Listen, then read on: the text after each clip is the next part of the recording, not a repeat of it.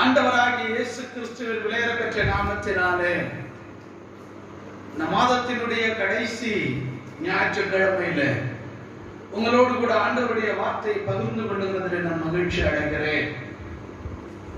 கர்த்தருடைய ஆவியானவர் இன்றைக்கு நம்மோடு கூட பேச சித்தமாய் இருக்கிறவைகளை நம்மோடு கூட பேச போகிறார். கர்த்தருக்கு ஸ்தோத்திரம். இன்றைக்கு நான் உங்களோடு கூட பகிர்ந்து கொள்ள போகிற கர்த்தருடைய வார்த்தை என்னவென்றால், எச்சரிக்கையா இருக்க கடவன், அல்லாவிட்டால் எச்சரிக்கையா இருங்கள் என்கிற அந்த தலைப்பின் கீழாக ஆண்டவருடைய வார்த்தைகளோடு கூட நான் பகிர்ந்து கொள்ள போகிறேன். எச்சரிப்பு எப்பொழுது கொடுக்கப்படும் என்றால், கடைசி காலங்கள், கடைசி நேரங்கள், அப்பொழுது சொல்லப்படுகிறதெல்லாம் எச்சரிப்பானவைகளாகவே இருக்கும். ஏன் எச்சரிப்பு கொடுக்கப்படுகிறது என்றால், வரப்போகிற தீமைகளுக்கு தப்பித்துக் கொள்ளுகிறதற்காக எச்சரிக்கை கொடுக்கப்படுகிறது. கர்த்தருக்கு ஸ்தோத்திரம். பிரியமான கடவுளுடைய பிள்ளைகளே, இந்த நாளிலும் கூட ஆண்டவர் கிறிஸ்தவர்களாக, அவருடையவர்களாக இருக்கிற நமக்கு, அவருடைய சபையின் மக்களாக இருக்கிற நமக்கு அவருடைய அழைப்பையும் அவருடைய தெரிந்து கொள்ளுதலையும் அவருடைய அபிஷேகத்தையும் பெற்றிருக்கிற நமக்கு ஆண்டவர் பரிசுத்த ஆவியானவர் நமக்கு சில எச்சரிப்பின் வார்த்தைகளை கொடுக்கிறார். அவைகளை நாம் வேகமாய் சொல்லி முடிக்கட்டும். ஆண்டவர் சகாயம் செய்வாராக. ஆமென். அதற்கு ஆதாரமாக ஒரு வசனத்தை நாம் வாசிக்கலாம். 1 கொரிந்தியரின் புஸ்தகம், 1 கொரிந்தியர், அப்போஸ்தலனாகிய பவுல் கொரிந்து பட்டணத்திற்கு எழுதின 1 கொரிந்தியர் நிருபம் 10ஆம் அதிகாரம் அதனுடைய 11வது வசனத்தை வாசியுங்கள். இவைகளெல்லாம் திருஷ்டாந்தங்களாக அப்படின்னு சொல்றது என்ன அப்படின்னா, முன் அடையாளங்களாக, முன் காட்சிகளாக வைக்கப்பட்டிருக்கிறது என்ற அர்த்தம். வாசிக்கலாம். திருஷ்டாந்தங்களாக அவர்களுக்கு சம்பவித்தது. யாருக்கு என்றால் இஸ்ரவேல் மக்களுக்கு நடந்தது. உலகத்தின், இதுதான் நாம கவனிக்க வேண்டிய ஒரு அற்புதமான வார்த்தை. உலகத்தின் முடிவு காலத்தில் உள்ள நமக்கு எச்சரிப்பு உண்டாகும்படி எழுதப்பட்டும் இருக்கிறது. அல்லேலூயா. கர்த்தருக்கு ஸ்தோத்திரம். அப்போஸ்தலனாகிய பவுல் கொரிந்து பட்டணத்தில் உள்ள சபைக்கு எழுதுகிற பொழுது, இது காலம் கடைசி காலம். எதற்கு என்றால், பூமியினுடைய கடைசி காலம், உலகத்தினுடைய முடிவு காலம். இந்த காலத்துல நாம எச்சரிப்பாய் வாழும்படிக்கு நமக்கு உலகத்தின் தோற்றத்தின் காலங்களில, ஆரம்ப காலங்களில நடந்தவைகள் எல்லாம் முன் அடையாளங்களாக நாம திரும்பி பார்க்கத்தக்கதாக எழுத்தின் மூலமாக காட்சிகளாக நமக்கு வைக்கப்பட்டிருக்கிறது. அவைகள் நடந்தது என்று அப்போஸ்தலனாகிய பவுல் ரொம்ப தெளிவாக சொல்லுகிறார். இன்றைக்கும் பரிசுத்த ஆவியானவர் நம்மை பார்த்து சொல்லுகிறார், நீங்கள் உலகத்தின் கடைசியிலே இருக்கிறீர்கள், முடிவு காலத்திலே இருக்கிறீர்கள், கடைசி காலத்திலே இருக்கிறீர்கள் என்று சொல்லுகிறார். அப்படி உலகத்தின் கடைசி காலத்தில் இருக்கிற நமக்கு ஒரு எச்சரிப்பை ஆண்டவர் தருகிறார். எப்பொழுதெல்லாம் கடவுள் தம்மால் தெரிந்து கொள்ளப்பட்டவர்களை தம்மிடத்தில் சேர்த்துக் கொள்ள வேண்டும் என்று நினைக்கிறாரோ, அல்லாவிட்டால் அவர்கள் சரியானவர்களாக இருக்க வேண்டும் என்று நினைக்கிறாரோ, அவர்கள் உபத்திரவத்தில் துன்பத்திலே அகப்படக்கூடாது என்று நினைக்கிறாரோ, அப்பொழுதெல்லாம் அவர்களுக்கு யார் மூலமாகவோ எப்படியோ ஒரு எச்சரிப்பை அவர்களுக்கு வெளிப்படுத்துவார். கர்த்தருக்கு ஸ்தோத்திரம். அப்படித்தான் இந்த காலங்கள் கடைசி காலங்கள் என்று ஆண்டவர் சொல்லுகிறார். கர்த்தருக்கு ஸ்தோத்திரம். பரிசுத்த ஆவியானவர் நமக்கு கற்றுத் தருகிறார். இந்த எச்சரிப்பின் காலத்துல நாம ரொம்பவும் எச்சரிக்கையாக இருக்க வேண்டும், சபைகள் எச்சரிக்கையாக இருக்க வேண்டும் என்கிறதை ரொம்ப தெளிவாக சொல்லுகிறார். கர்த்தருக்கு ஸ்தோத்திரம். இவைகளை குறித்து அதே அதிகாரத்துல ஒரு சில வார்த்தைகளை நாம தியானிக்கலாம். எதெல்லாம் நடந்து கொண்டிருக்கிறது, நாம் எப்படி எச்சரிக்கையாக இருக்க வேண்டும், எதெல்லாம் அவர்களுக்கு சம்பவித்தது, அதே காரியங்கள் இப்பொழுது என்ன சம்பவித்துக் கொண்டிருக்கிறது என்கிறதை நாம தியானிக்க போகிறோம். இன்னும் கூட ஒரு வசனத்தை வாசிக்கலாம். அதே அதிகாரத்தில் 5வது வசனத்தை வாசிக்கிற பொழுது, அப்படி இருந்தும் அவர்களில் அதிகமான பேர்களிடத்தில் தேவன் பிரியமாய் இருந்ததில்லை. ஆதலால் வனாந்திரத்திலே அவர்கள் அழிக்கப்பட்டார்கள். கவனிங்கள், ஒன்று கடைசி காலம், இரண்டாவது அழிக்கப்படுகிற ஒரு காலம். ஒன்று எச்சரிப்பின் கடைசி காலம், இரண்டாவது என்ன அப்படின்னு பாத்தீங்கன்னா, அந்த காலம் எப்படிப்பட்ட காலமா இருக்கிறது என்றால் அழிக்கப்பட்ட ஒரு காலம். ஏன் அழிக்கப்பட்டார்கள் அப்படின்னா, அங்க வேதம் ரொம்ப தெளிவாய் சொல்லுகிறது, அவர்கள் தேவனால் தெரிந்து கொள்ளப்பட்டவர்களா இருந்தாலும், கவனிங்க, அவர்கள் தேவனால் அழைக்கப்பட்டவர்களா இருந்தாலும், தேவனால் முன்குறிக்கப்பட்டவர்களா இருந்தாலும், அநேகரிடத்துல அதிகமான மக்களிடத்திலே தேவன் பிரியமா இல்லையா?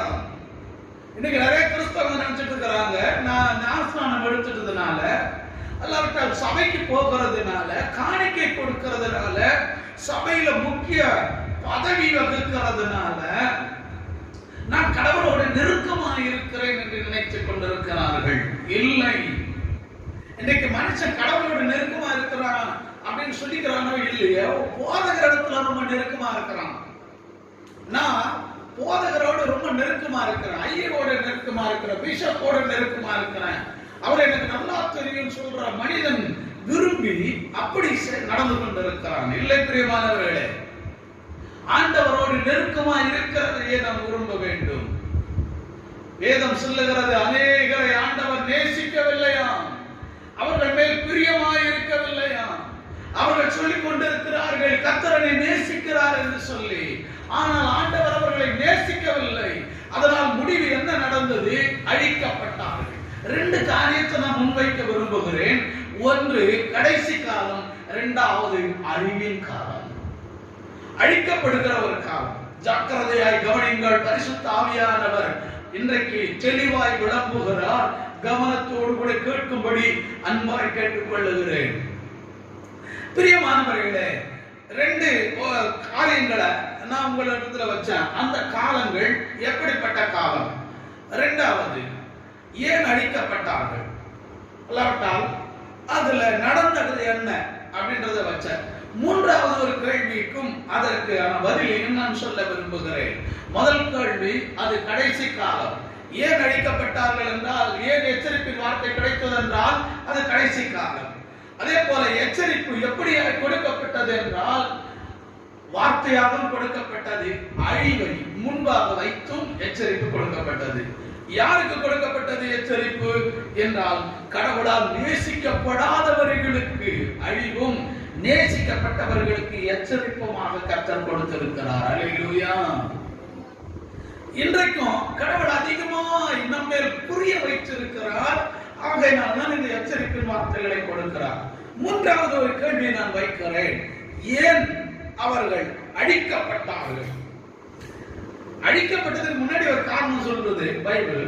அது என்ன காரணம்? ஆண்டவர் அவர்களில் பிரியமாய் இருக்கவில்லை, அநேகர்களே பிரியமாய் இருக்கவில்லை.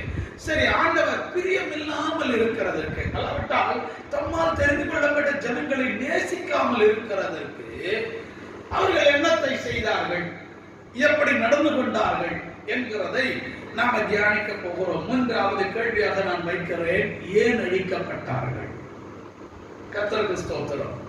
பிரியமானவர்களே, தாம் சிருஷ்டித்த மனிதன், தம்மால் தெரிந்து கொள்ளப்பட்ட மனிதன், தம்மால் அழைக்கப்பட்டு தம்முடையவர்கள் என்று சொல்லப்பட்ட மனிதனை கடவுள் ஏன் அழிவுக்கு ஒப்பு கொடுத்தார் என்றால் சில காரணங்கள் இருக்கிறது. நாம கூட நம்முடைய பிள்ளைகளுக்கு எவ்வளவோ எச்சரிப்பின் வார்த்தைகளை சொல்லிக்கிட்டே இருப்போம்.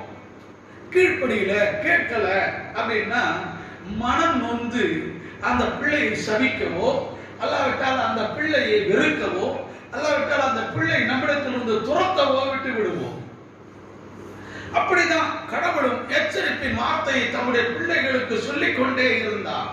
ஆனாலும் ஆண்டவருக்கு கோபமூட்டுகிற அளவிற்கு அவர்கள் சில காரியங்களை செய்தார்கள். கர்த்தர் தம்மையே அவர்களுக்காக கொடுத்து, அவர்களுக்கு அவரே நிழலாக, அவரே வெளிச்சமாக, அவரே பாதுகாப்பாக, அவரே ராஜாவாக அவர்களுக்கு இருந்தார். வனாந்தரத்தில் குறைவை காணாமல் அவர்கள் சுகமாய் வாழும்படி ஆண்டவர் எல்லாவற்றையும் அவர்களுக்கு செய்தார். ஆனால் அவர்களோ தேவனுக்கு விரோதமாக ஆண்டவரை கோபமூட்டுகிற காரியங்களை அவர்கள் வனாந்தரத்திலே செய்தார்கள். அல்லேலூயா. அப்படி கோபமூட்டின காரியங்கள் அங்கே பவுல் அப்போஸ்தலன் அந்த கொரிந்து பட்டணத்திற்கு காண்பித்த ஒரு சில விஷயங்களை ரொம்ப வேகமாய் சொல்லி நான் முடிக்கிறேன். ஆண்டவர் நமக்கு சகாயம் செய்வாராக. முதல் காரியம் வாசிக்கலாம். அதனுடைய 6வது வசனம். 1 கொரிந்தியர் 10ஆம் அதிகாரம் 6வது வசனம். அவர்கள் இச்சித்தது போல நாமும் பொல்லாங்கானவைகளை இச்சியாதபடிக்கு. பொல்லாங்கானவைகளை அவர்கள் இச்சித்தார்கள். அல்லேலூயா சொல்வோமே. ஆமென். பொல்லாங்கானவைகளை இச்சித்தார்கள். எப்பவுமே தெரியும், நமக்கு எல்லாருக்குமே சொல்லுவாங்க, கொழுத்து போயிட்டாங்க, அதனால இப்படிப்பட்ட அநியாயத்தெல்லாம் செய்யறாங்க, தின்னு கொழுத்தாங்க. இவங்க எப்படி இஸ்ரவேலர்கள் தின்று கொழுத்தார்கள்? வானத்திலிருந்து மன்னா, கண்மலையிலிருந்து தண்ணீர், சாப்பிடுகிறதற்கு நல்ல இறைச்சி, காடைகளினால் இறைச்சி. இவங்க போய் எங்கேயும் கஷ்டப்பட்டு வேலை செய்ய போறதில்லை, உழைக்க போறதில்லை. ஆண்டவர் இருக்கிற இடத்திலேயே அவர்களுக்கு கூடாத வாசலிலே எல்லாவற்றையும் கொடுத்தார். அதனால் இவர்கள் இச்சையிலே, ஆசையிலே, தீங்கானவைகளின் மேல் ஆசை வைக்கிறவர்களாய் மாறி போனார்கள். ஆமென். அல்லேலூயா. கர்த்தருக்கு ஸ்தோத்திரம். பிரியமானவர்களே, இந்த பொல்லாங்கான அந்த விருப்பங்கள் என்று சொல்லப்படுகிறது, பொல்லாங்கான இச்சைகள் என்று சொல்லப்படுகிறது, தீமையானது. கடவுளுடைய பார்வையில தீமையான விருப்பங்கள், ஆசைகள் அவர்களுக்கு வந்து விட்டது. கர்த்தருக்கு ஸ்தோத்திரம். இன்றைக்கு மனிதன் கடவுளுக்கு பிரியமான ஆசை, அல்லாவிட்டால் நன்மையானது, நீதியானது என்று எதையும் மனிதன் நிதானித்து செய்கிறதே இல்லை, அல்லாவிட்டால் விரும்புகிறது இல்லை. ஆண்டவருடைய பார்வையில தீமையான விருப்பங்கள், தீமையான ஆசைகள், தீமையான எண்ணங்கள் அவர்களுக்கு இருதயத்திலே உண்டானதாம். அல்லேலூயா. ஆண்டவர் இருதயத்தை பார்க்கிறாரு. ஒவ்வொரு மனிதனுடைய இருதயத்தை பார்க்கிற பொழுது தீமையானது, தீமையானது, தேவனுக்கு விரோதமானது. வந்திருக்கிறவங்க எல்லாரையும் பார்த்து சொல்லுகிறார், கடவுளுக்கு விரோதமான தீமையான எண்ணங்கள் உங்கள் இருதயத்தில் இருக்கக்கூடாது. அது அழிவுக்கு நேராக நடத்திவிடும். தீமையான விருப்பங்கள், தீமையான ஆசைகள். நல்லது கொண்டு போய் கொடுத்து பாருங்க, இது நல்லது என்று வாங்கிக் கொள்ள மாட்டான். தீமையானதை கொடுத்து பாருங்க, இது நல்லது என்று வாங்கிக் கொள்ளுவான். நல்லதை சொல்லி பாருங்க, ஆலோசனை கொடுத்து பாருங்க, ஏற்றுக்கொள்ள மாட்டான். தீமையானதை சொல்லாமலேயே ஏற்றுக்கொள்ளுவான். இதுதான் மனிதன் தன்னை தீமைக்கு என்று ஒப்பு கொடுத்த காரியம். பிரியமான கடவுளுடைய பிள்ளைகளே, இஸ்ரவேலர்கள் அப்படித்தான் தின்னு கொடுத்தார்கள். அதனால அவருடைய இருதயத்தில் தீமையான இச்சைகள் உருவானது, விருப்பங்கள், ஆசைகள் உருவானது. கர்த்தருக்கு ஸ்தோத்திரம். அவர்கள் இருதயத்தை பார்க்கிற பொழுது இதில் நன்மையான விருப்பங்கள் இல்லை, தேவ நீதிக்கு ஏற்ற எண்ணங்கள் இல்லை, தேவ பரிசுத்தத்திற்கு ஏற்ற நேர்மையான எண்ணங்கள் இல்லை.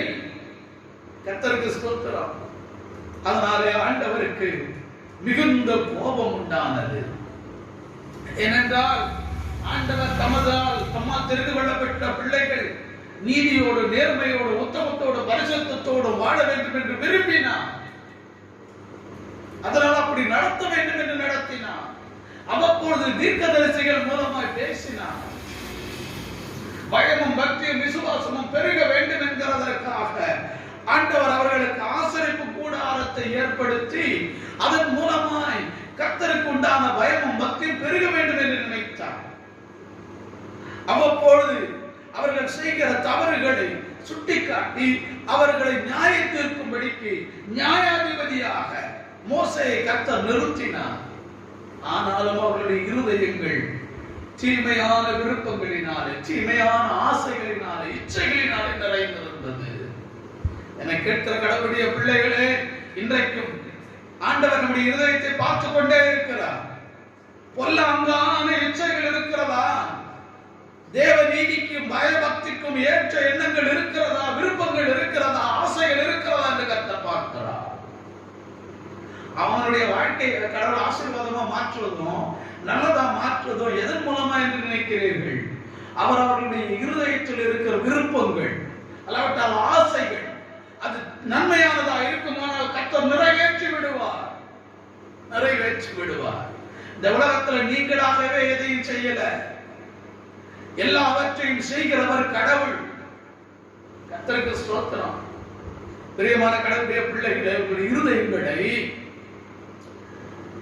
நல்ல ஆசைகளோடு, நல்ல விருப்பங்களோடு கூட வைத்துக் கொள்ளுங்கள். கர்த்தருக்கு பிடித்தமான விருப்பங்களோடு வைத்துக் கொள்ளுங்கள். இப்படி இல்லாதனால ஆண்டவர் அவர்களை அழிக்க தீர்மானித்து விட்டார். ஒன்று கூடியிருச்சு. இரண்டாவது விஷயத்தை நான் உங்களுக்கு சொல்ல விரும்புகிறேன். வாசிக்கலாம். அதே அதிகாரத்தில் 1 கொரிந்தியர் 10ஆம் அதிகாரத்தில் 7வது வசனத்தை ஒருவர் வாசிக்கலாம்.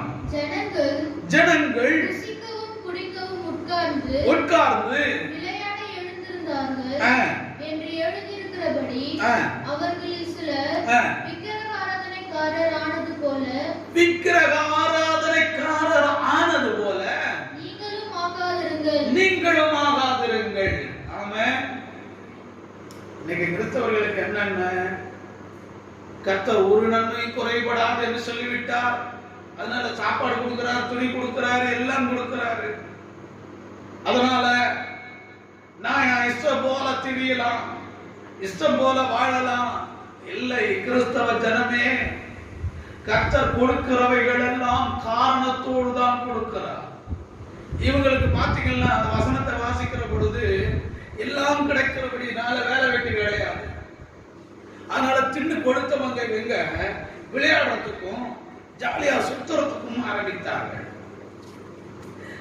இந்த மிகுதியினால ஒரு கொண்டாட்டங்கள் அவங்களுக்கு வேணும், ஒரு ஆர்ப்பரிப்பு வேணும். அதனால விக்கிரகங்களை அவர்கள் நமஸ்கரிக்க ஆரம்பித்து விட்டார்கள்.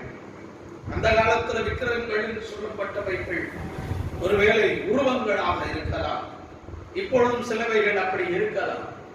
ஆனால் கிறிஸ்தவர்களுக்கு விக்கிரகங்கள் என்று சொல்லப்படுகிறவைகள் என்ன என்றால், தேவன் விரும்பாததை, ஆண்டவர் விரும்பாததை யாரெல்லாம் செய்கிறார்களோ அது அவர்களுக்கு விக்கிரகம். நேரத்தை கடவுளுக்கு கொடுக்காமல் தங்கள் சுயத்தை போல நேரத்தை கழிப்பார்களானால் அது அவர்களுக்கு விக்கிரகம். கடவுளுக்கு முக்கியத்துவம் கொடுக்காமல் எதற்கு அவர்கள் முக்கியத்துவம் கொடுக்கிறார்களோ அது அவர்களுக்கு விக்கிரகம். கடவுளுக்கு கொடுக்க வேண்டிய அந்த பணத்தை, பொருளை வேற எதற்காவது கொடுப்பார்கள், ஆனால் அது விக்கிரகம். பண ஆசையோடு அதை சேமித்து வைக்க வேண்டும், வாங்க வேண்டும், சம்பாதிக்க வேண்டும் என்று அலைந்து திரிவார்களானால் அது அவர்களுக்கு விக்கிரகம்.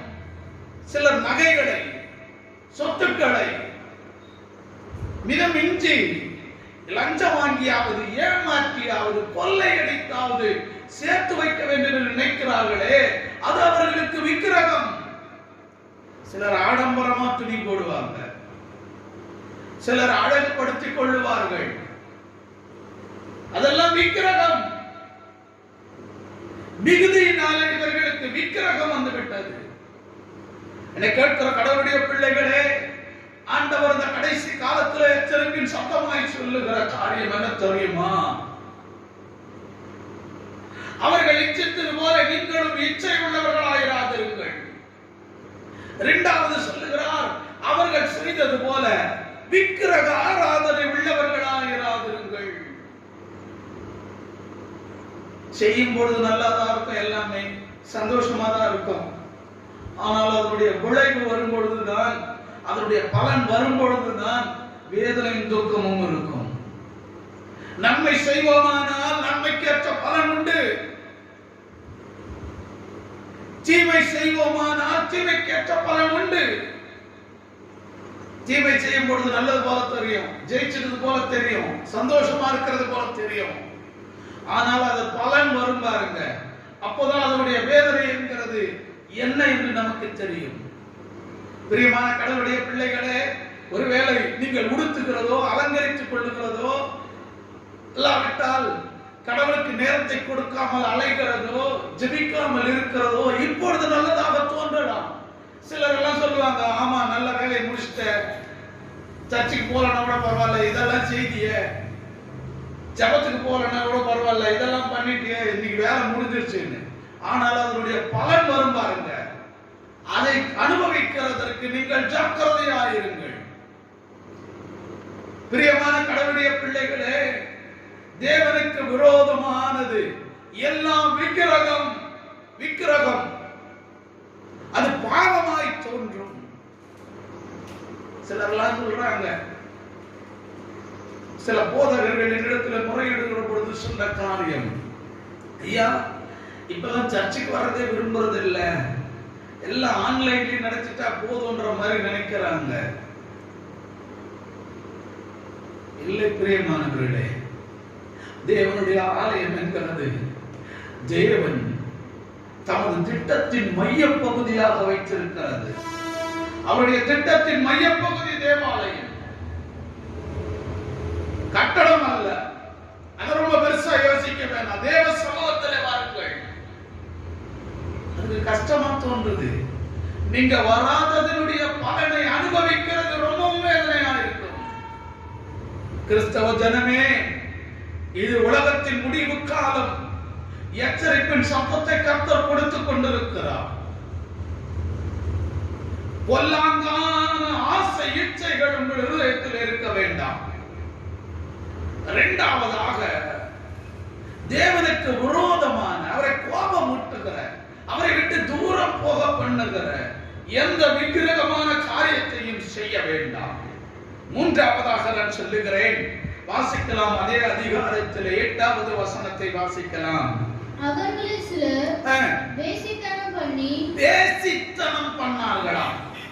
வேசித்தனம், இந்த வேசித்தனம் என்ன அப்படின்னா பைபிள்ல சொல்லுகிறது செக்சுவல் இம்மோரலிட்டி என்று சொல்லுகிறது. செக்சுவல் இம்மோரலிட்டி, வேசித்தனம், உடல் ரீதியான ஆசை இச்சைகள். பிரியமான கடவுளுடைய பிள்ளைகளே, இது கடைசி காலமா இருக்கிறதுனால எங்கு பார்த்தாலும் இப்படிப்பட்டதான வேசித்தனங்கள் நடந்து கொண்டிருக்கிறது. செய்தித்தாள்களிலே, தொலைக்காட்சிகளிலே செய்திகளாக நாம கேட்கிறது என்ன, நடக்கிறது என்ன, கொலைகள் நடக்கிறதற்கு காரணம் என்ன? இப்ப உடல் ரீதியான இச்சை, செக்சுவல் இம்மோரலிட்டி பெருகினபடியினால்தான், ஏன் கிறிஸ்தவர்களுக்குள்ளே பெருகினபடியினால்தான் தேவன் மூர்க்கம் அடைந்திருக்கிறார். ஆமென். அவர்கள் என்ன செய்தாங்க? திருட்டு இருக்கிறதுனால, அவர்களுக்கு வேற வேலை இல்லாதனால இப்படிப்பட்ட எண்ணங்கள் அவர்களுக்குள்ளே பெருகினது. பொல்லாங்கான இச்சைகள், விக்கிரக ஆராதனைகள். மூன்றாவது, சரீர இச்சைகளை நிறைவேற்றுகிறவர்களாய் மாறி போனார்கள், வேசித்தனம் பண்ணுகிறவர்களாய் மாறி போனார்கள். இந்த கடைசி காலத்திலேயும் அப்படித்தான் நடந்து கொண்டிருக்கிறது. கிறிஸ்தவ ஜனமே, கர்த்தர் எச்சரிப்பின் சத்தத்தை கொடுக்கிறார். அவர்களைப் போல நீங்கள் வேசித்தனம் பண்ணாதிருங்கள். வேசித்தனம் பண்ணாதிருங்கள். தீமையான இச்சைகள், உங்கள் இதயத்தில் இருக்க வேண்டாம். விக்கிரக ஆராதனை இருக்க வேண்டாம். மூன்றாவதாக ஆண்டவர் சொல்லுகிறார், வேசித்தனம் பண்ணாதிருங்கள். கர்த்தருக்கு ஸ்தோத்திரம். அகாத உறவுகள், அகாத உறவுகள் இப்படி இருந்ததுனாலதான் ஒரு பெரிய சாபம் இஸ்ரவேல் மேல் வந்தது. ஒரு பெரிய அழிவு வந்தது. இன்னைக்கு இது கடைசி காலம், உலகத்தின் கடைசி காலம் என்கிறதை நீங்கள் அறிந்து கொள்ளுங்கள். அதனாலதான் எங்கு பார்த்தாலும் விபச்சாரம், வேசித்தனம், எங்கு பார்த்தாலும் பொல்லாத ஆசை, எங்கு பார்த்தாலும் விக்கிரக ஆராதனை பெருகி போயிருக்கிறது. கடைசி காலம், உலகத்தின் முடிவு காலம். கிறிஸ்தவ ஜனமே, காணொளி மூலமாய் சத்தத்தை கேட்கிறவர்களே, ஆண்டவர் நம்மை அதிகமாய் நேசிக்கிறபடியினாலே அழிவுக்கு ஒப்பு கொடுக்காதபடிக்கு இந்த எச்சரிப்பின் சத்தத்தை இன்றைக்கு விளம்ப பண்ணி இருக்கிறார். கர்த்தருக்கு மகிமை உண்டாவதாக. அந்த வசனத்தின் முடிவிலே சொல்லுகிறது, வாசிக்கலாம். 8வது வசனம். அதுபோல நாமும் வேசித்தனம் பண்ணாதிருப்போமாக. வேசித்தனம் பண்ணாதிருப்போமாக. இந்த எச்சரிப்பின் வார்த்தையை சொல்லுகிறேன். பொல்லாங்கான இச்சைகள் கொள்ளாதிருப்பீர்களாக. வேசித்தனம் பண்ணாதிருப்பீர்களாக. விக்கிரக ஆராதனை செய்யாதிருப்பீர்களாக. கர்த்தருக்கு மகிமை உண்டாகட்டும். அடுத்ததாக ரொம்ப தெளிவாய் சொல்லுகிற 5வது காரியம் வாசிக்கலாம். அதனுடைய 9வது வசனத்தை. அவர்களில் சிலர் கிறிஸ்துவை பரீட்சை பார்த்தார்களாம். கர்த்தருக்கு ஸ்தோத்திரம். சீட்ன மரத்திலே கூர்ப்பாயிடுவது சொல்லுவாங்கல்ல, பாவம் சொல்லி பழமொழிவு கொடுத்தா பின்னாடி போய் முழம் போட்டு பார்க்கிறது. எல்லாவற்றையும் நன்மையானதையே கடவுள் கொடுத்து கொண்டிருந்தார். கடவுளையே சோதிக்க ஆரம்பிச்சுட்டாங்க. கர்த்தருக்கு ஸ்தோத்திரம். இன்றைக்கு ஆண்டவரை கேள்வி கேட்கிறதும், ஆண்டவரை தேடாமல் இருக்கிறதும், ஆண்டவரை குறித்த ஒரு வித்தியாசமான எண்ணங்கள் இருக்கிறதுமான மனிதனாக மனிதன் மாறி போனான். அல்லேலூயா. கர்த்தருக்கு ஸ்தோத்திரம். கேட்கிற கடவுளுடைய பிள்ளைகளே, இவர்கள் எப்படியாய் மாறி போனார்கள் பாருங்கள். கடவுளையே சோதிக்கிறவர்களாக மாறி போனார்கள். கர்த்தருக்கு ஸ்தோத்திரம். பரீட்சை பார்த்தார்கள். கர்த்தரா, ஆண்டவரே நீர் இருக்கிறீரா? பரீட்சை பார்க்கறாங்க, கேள்வி கேட்கிறாங்க. எங்களை நடத்தி வந்தது, எகிப்து தேசத்திலிருந்து எங்களை நடத்தி வந்தது நீர்தானா? பரீட்சை பார்க்கறாங்க.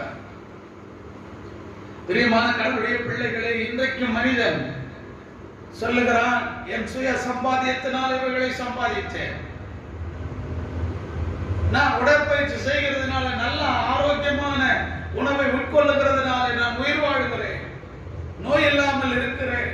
இப்படி பல காரணத்தை அவன் கடவுளுக்கு மகிமை செலுத்தாதபடிக்கு, அவனை மகிமை செலுத்தும்படிக்கு கர்த்தரை பரீட்சை பார்க்கிற விதமாக பேசிக் கொண்டிருக்கிறார். கடவுளை பரீட்சை பாராதிருங்கள். கடவுளை சோதித்து பார்க்காதிருங்கள். கடவுளை விட பெரியவர்களா? அவரை சோதிக்கிறதற்கு, அவரை கேள்வி கேட்கிறதற்கு கடவுளை விட பெரியவர்களா?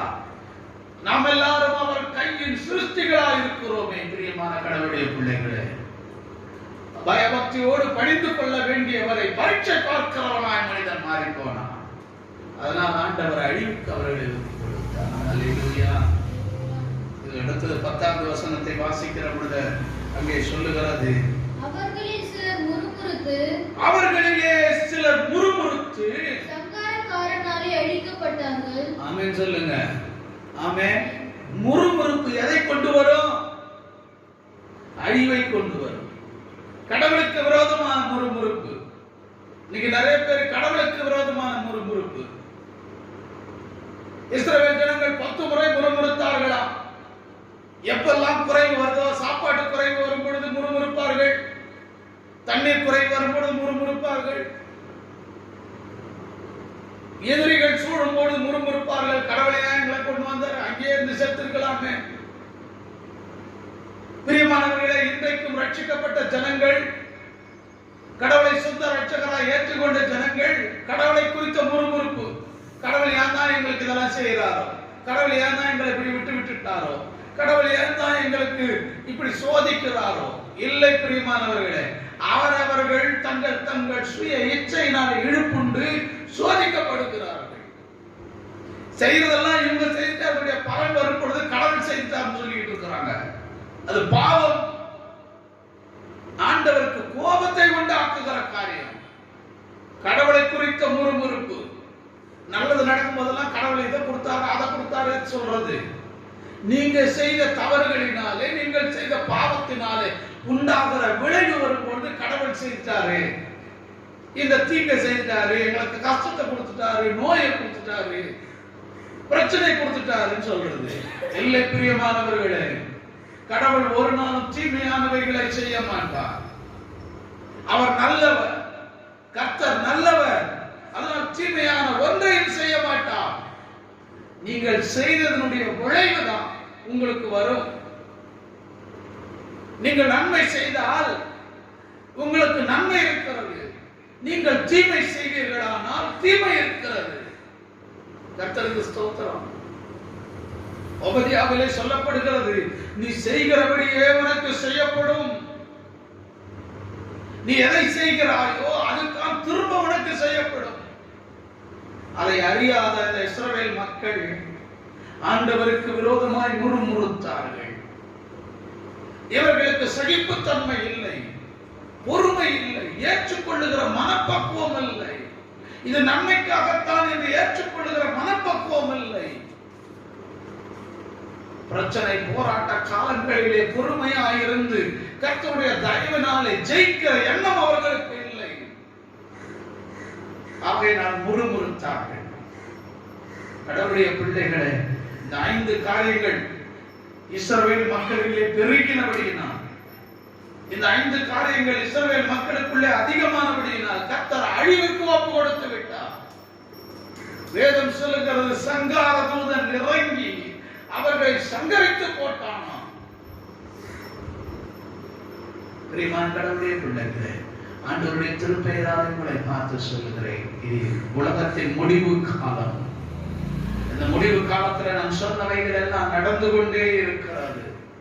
மனிதனுக்குள்ளே பொல்லாத இச்சை, மனிதனுக்குள்ளே விக்கிரக ஆராதனை, மனிதனுக்குள்ளே வேசித்தனம், மனிதனுக்குள்ளே கடவுளை பரீட்சை பார்க்கிற, சோதித்து பார்க்கிற ஒரு எண்ணம், கடவுளுக்கு விரோதமாய் 5ஆவதாக முறுமுறுக்கிற எண்ணம், இதெல்லாம் நடந்துகிட்டு தான் இருக்குது.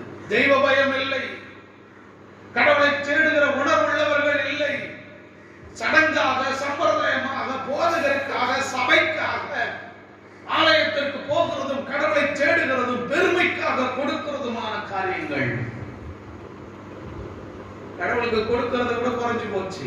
அங்க கொடுக்கறது நம்ம வீட்டுல வாங்கி போடலாம், அதை செய்யலாம், இதை செய்யலாம் போச்சு. தரித்திரம் சூழ்ந்து கொண்டு விட்டது, தரித்திரம் சூழ்ந்து கொண்டு விட்டது. பிரியமான கடவுளுடைய பிள்ளைகளே, எச்சரிப்பின் சத்தமாய் ஆண்டவர் சொல்லுகிறார், நீங்கள் அழிக்கப்படாதபடிக்கு, தேவனுடைய பிரியம் உங்களிலே பெருகும்படிக்கு, கர்த்தர் உங்கள் மேல் அன்பா இருக்கும்படிக்கு ஆண்டவர் சொல்லுகிறார். இவைகளெல்லாம் திருஷ்டாந்தங்களாக வைக்கப்பட்டிருக்கிறது, முன் அடையாளங்களாக வைக்கப்பட்டிருக்கிறது. ஆகையால் என்னை கேட்கிற கடவுளுடைய பிள்ளைகளே, உலகத்தின் கடைசி காலத்தில் இருக்கிறதான நாம் ஆண்டவருக்கு ஏற்ற ஒரு வாழ்க்கை வாழ்வோம். உபத்திரவங்கள் இருக்கத்தான் செய்யும், போராட்டங்கள் இருக்கத்தான் செய்யும், நெருக்கங்கள் இருக்கத்தான் செய்யும், குறைவுகள் வரத்தான் செய்யும், பலவீனங்கள் வியாதிகள் வரத்தான் செய்யும், பிசாசுகள் எழும்பத்தான் செய்யும், பொல்லாத மனிதர்கள் நமக்கு விரோதமாக தீங்கு செய்யத்தான் செய்வார்கள். இவைகளின் மத்தியிலே இவைகள் நம்மை சேதப்படுத்தாதபடிக்கு கர்த்தரோடு ஐக்கியப்பட்டு வாழ்வோமானால் நிச்சயமாக ஒரு ஜெயாலியாக, ஒரு வெற்றியாளர்களாக இந்த உலகத்திலே வாழ்வோம். இங்க ஜெயிக்கிறவங்க தான் அங்கேயும் ஜெயிக்க முடியும். உலகத்தை ஜெயிக்கிறவர்கள் தான் தேவனுடைய ராஜ்யத்தில் பிரவேசிக்க முடியும். இங்க ஜெயிக்காவிட்டால், உலகத்திலே போராடி எதிராக எழுப்புகிறவர்களை கீழ்ப்படுத்தி ஜெயிக்காவிட்டால் நிச்சயமா பரலோக ராஜ்யத்தை அடைய முடியாது. நீங்க எந்த சபையில் அங்கத்தினரா இருக்கலாம், எந்த போதகரா இருக்கலாம், யாரா இருக்கலாம், பரலோக ராஜ்யத்தை அடைய முடியாது. எனக்கு கேட்கிற கடவுளுடைய பிள்ளைகளை, இது உலகத்தின் முடிவு காலம். அதை நான் சொல்லுகிறேன், எச்சரிக்கையாயிருங்கள், எச்சரிக்கையாயிருங்கள்,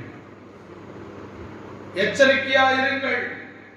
இப்படிப்பட்ட காரியங்கள் நம்மிலே இருக்குமானால் இப்பொழுதே ஆண்டவருடைய சமூகத்தில் அறிக்கையிட்டு அவைகளை விட்டு விடுவோம். கர்த்தரிடத்திலே கிருபை பெருகும். கர்த்தரிடத்திலிருந்து கிருபையை பெற்றுக் கொள்ளுவோம். அவர் மேல் நாம் நம்பிக்கையா இருக்கிற பொழுது அவருடைய இரக்கம் நம்மேல் பெருகும். இந்த எச்சரிப்பின் சத்தத்தை கேட்கிற நீங்கள் அனைவரும் கர்த்தருக்கு என்று உங்கள் வாழ்க்கையை ஒப்பு கொடுங்கள். நிச்சயமாகவே முடிவு பரியந்தம் கர்த்தருடைய காருண்யத்தினாலே மூடப்பட்டவர்களாக நீங்கள் வாழ்வீர்கள். சுகமாய், ஆசீர்வாதமாய், நன்மையாய் கடவுள் உங்களை நடத்துவார். கர்த்தர் உங்களை ஆசீர்வதிப்பாராக. ஆமென். ஜெபிக்கலாம்.